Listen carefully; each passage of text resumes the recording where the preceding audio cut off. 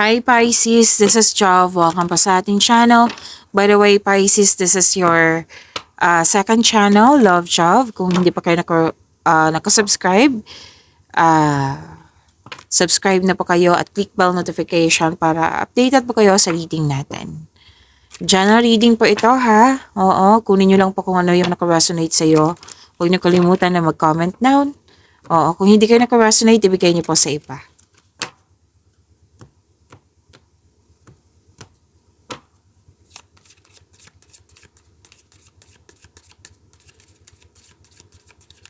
Mga parating pa para kay Pisces ngayong February 16, 17, 18, 2026. Para po kay Pisces. Okay, pasensya na po sa ingay ha, may dumaan. Pisces, February 16, 17, 18.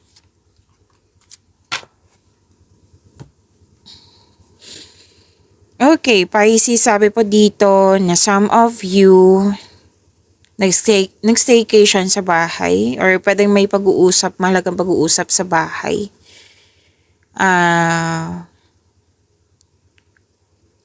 Pwede din tungkol ito sa property. May togetherness, bonding. Yung pag-uusap is pwedeng family to grupo ng tao. Yes, may nag-uusap tungkol sa property nga. Pwede din nakabenta ng bahay ha.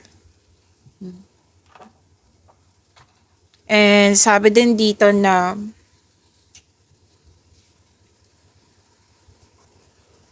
okay, kung may problema po, sabi ng card, this is temporary, lilipas din po ito, ma-overcome. Siyempre, kailangan gumawa ng paraan, changes, kailangan gumawa ng aksyon para ma-overcome po ito. Okay? At some of you kulang sa tulog. Kailangan ng tamang tulog. Kailangan ng tamang pahinga. And yes, kailangan ng tamang pahinga kasi pwedeng hindi maganda ang pakiramdam. Oo. Or someone is hindi maganda ang pakiramdam na kailangan ng pahinga. Pwedeng hindi ikaw to ha. Pwede ikaw, pwede din siya. Na kailangan na, pwedeng ikaw yung nag-alaga sa kanya na kailangan talaga ng tamang pahinga. Kasi nakita ko dito yung lack of sleep, lack of rest, kailangan ng tamang pahinga. Okay? And kung kayo ito, get well soon.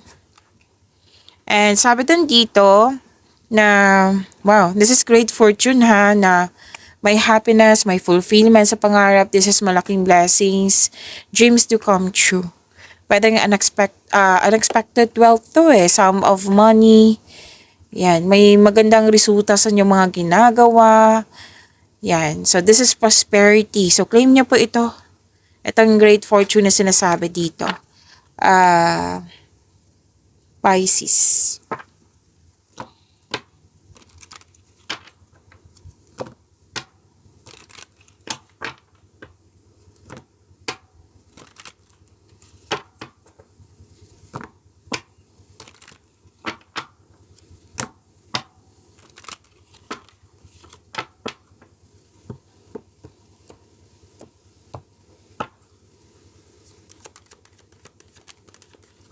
Mga parating pa para kay Pisces ngayon, February 16, 17, 18, 2026 po.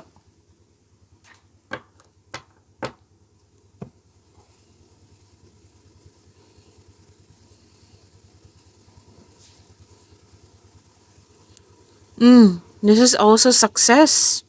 New doors opening, collaboration, expansion. May dumating na opportunity sa'yo, Pisces, na kailangan, kasi nakikita ko dito na nagkaroon kayo ng alinlangan. So, kailangan pong bigyan ng atensyon to. Kasi sayang naman, magbibigay to ng prosperity sa'yo.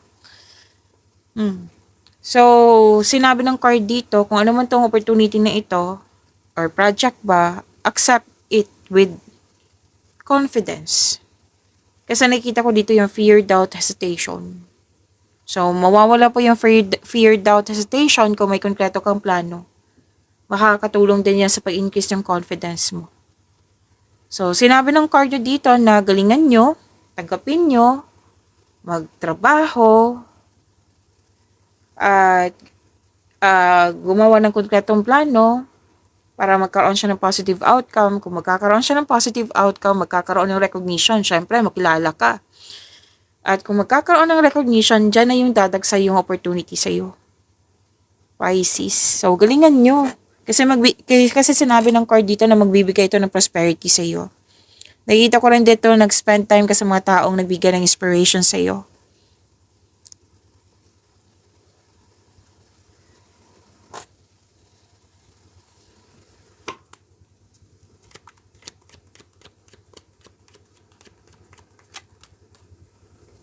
Nakuha mo si Wheel of Fortune. Andito din siya, di ba?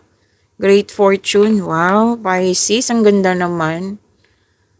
Pisces, may advice ang card nyo dito na parang pumipili ka ng bagay, tao. O let's say, for example lang to ha, na pumipili ka ng maliligaw. Tapos, sa dami nila, kasi pumipili ka kung sino ba yung mas may genuine na love sa'yo, yung totoo sa'yo, yung right person sa'yo. Mag-ingat lang po sa sobrang pag-iisip, baka malilito ka. Ang ending nito, malito ka na sa dami ng pag-iisip po. And, ingat lang po sa temptation. Alam niyo naman ang temptation, di ba? Minsan, inaakala natin inspiration yan. Yun pala, temptation. So, mas piliin niyo po yung inner peace kaysa temptation, kung pwede po. And, dalawang card kasi nagsabi dito, marami kang big ideas, lalo na sa career and money mo. So, para magkaroon ng financial growth. Yan, ideas is, ang ganda ng blessings niyan ha. Gustong gusto ko yan, ideas.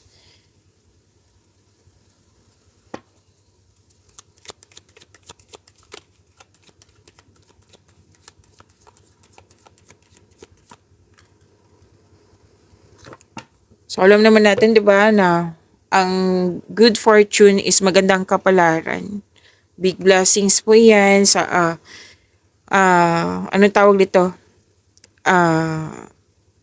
Faith. This is faith. This is naka-destiny sa'yo. Good luck, good karma, and happiness. Happiness ang sinasabi dito. Good fortune, job opportunity, unexpected wealth, financial stability, yung mga taong kung hindi kayo nagkakaroon ng pagkakaunawan sa isang tao, magkakaayos kayo nang dahil sa blessing na dumating sa iyo. Yan. So, another card na naman nagsabi dito na mag-focus ka sa makontrol mo in order to find peace. Let go mo na ang hindi mo makontrol. So, yun po ha. May changes sa darating sa iyong buhay. May blessings po.